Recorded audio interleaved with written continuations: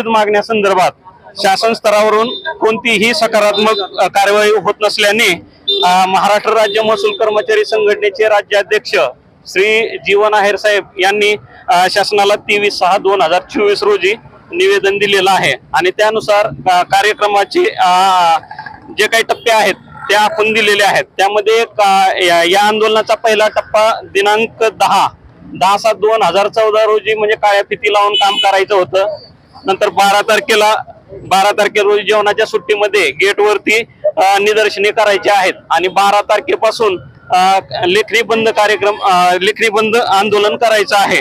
आणि जरी या म्हणजे 12 तारखेला लेखणी बंद आंदोलन असून यावरती जर शासनाने नाही जर हे केलं, आमच्या मागण्या जर मान्य नाही केल्या तर दिनांक 15 तारखेपासून आम्ही काम बंद आंदोलन करणार आहेत। काय मागणी?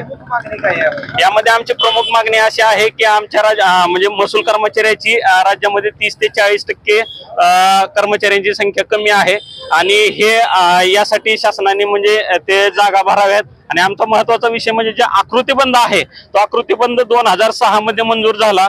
2006 नंतर आकृतीबंध 2016 मध्ये मंजूर होणं अपेक्षित होतं, परंतु आज 2024 आहे, अद्यापपर्यंत ही आकृतीबंध मंजूर झालेला नाही। त्यामुळे आम्ही हे आंदोलन करत आहे। तसेच यानंतरची दुसरी मागणी आमची अशी आहे किंवा आमचे जे महसूल सहाय्यक आहेत, महसूल सहाय्यकांचा ग्रेड पे हा सध्या 1900 आहे।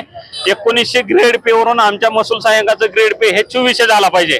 तसेच नायब तहसीलदार हे राजपत्रित अधिकारी असून त्यांना मानधन हे वर्ग 3 कर्मचाऱ्याप्रमाणेच मिळतं, म्हणजे त्यांचा सध्याचा ग्रेड पे हा 4300 आहे आणि तो ग्रेड पे हा 4800 करावा। अशा विविध मागण्यासाठी महसूल कर्मचारी संघटना या आंदोलनामध्ये सहभागी झालेली आहे।